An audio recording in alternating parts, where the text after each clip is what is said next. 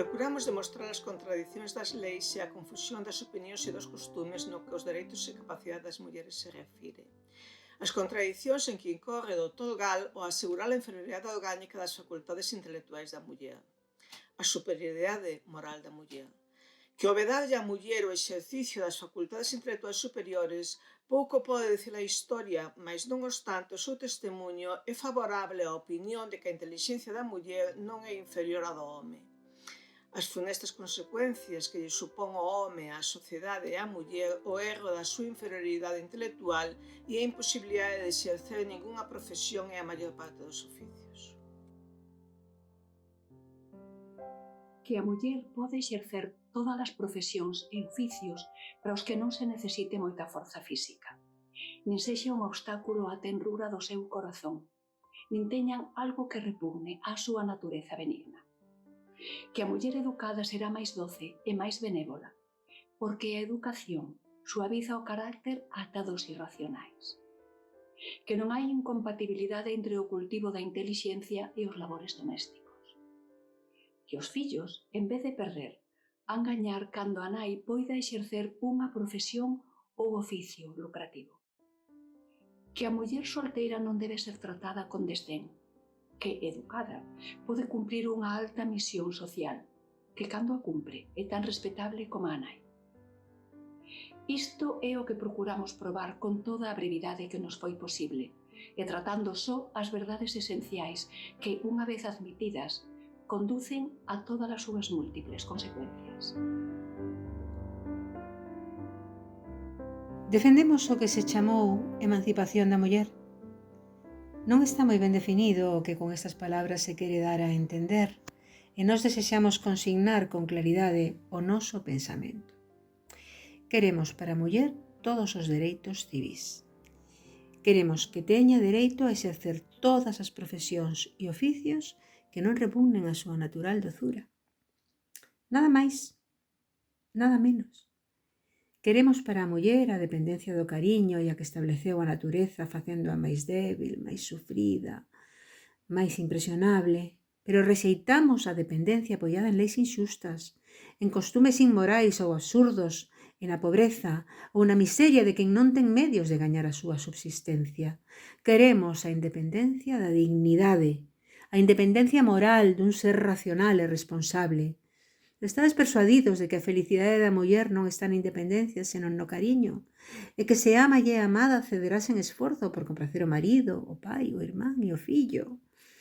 Queremos que sexa dócil, doce, nai, filla e esposa tenra, sobre todo, que a súa misión sexa unha especie de sacerdocio e que cumpra con todo o amor do seu corazón e todas as facultades da súa intelixencia.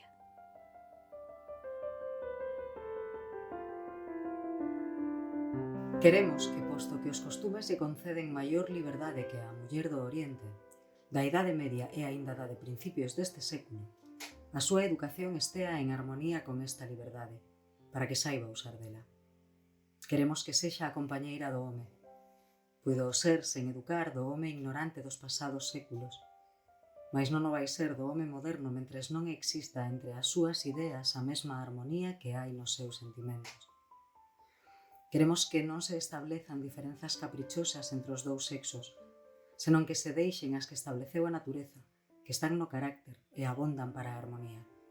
Pois convén non esquecer que esta se acada con tanta maior facilidade canto máis acordes están as ideas. Queremos que na vida social estea representado o sentimento e admitida a realidade das súas verdades. Que esta representación a teñan as mulleres principalmente, eleven aos costumes á opinión e, por conseguinte, ás leis, un elemento que moitas veces lles falta. Que sen negarlle a razón os seus dereitos, fagan valeros do corazón e digan e proben que hai casos e cuestións, grandes cuestións, en que un hai é un argumento, e unha bagua unha demostración. Queremos que a muller avive o sentimento relixioso por medios que estean en armonía coa época en que vive.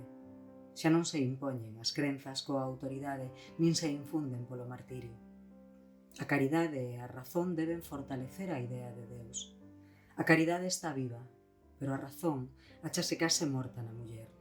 semellante a un misioneiro que ignorase o idioma dos povos que quere converter. É necesario que aprenda esa linguaxe, que purifique as súas crenzas de toda superstición, que co seu exemplo combata a idea dos que pretenden facer incompatible a instrucción e a piedade. Que multiplique os camiños para chegar a Deus e, sobre todo, que non faga recaer na relixión algo do descrédito intelectual de quen a practica. A muller ten que cortar por segunda vez a cabeza da serpente, dese escepticismo que se enrosca arredor da nosa existencia, que nos inocula o seu veleno, que nos conxela co seu frío, en vez de armonías sublimes, nos dá o seu asubío sinistro. As grandes cuestións resolvense hoxe a grandes alturas intelectuais.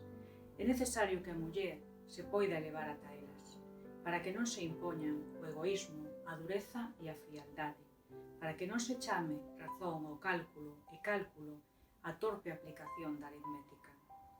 Doce, casta, grave, instruída, modesta, paciente e amorosa, traballando no que é útil, pensando no que é elevado, sentindo o que é santo, dando parte nas cousas do corazón a intelixencia do home, e nas cuestións do entendemento a sensibilidade feminina, alimentando o lume sagrado da religión e do amor, ofrecendo nesa babel de aspiracións, dúbidas e desalentos o intérprete que todos comprenden, a caridade, opoñendo ao misterio a fe, a resignación á dor e a desventura á esperanza, levando o sentimento á resolución dos problemas sociais que nunca xamais se han resolver coa razón soa.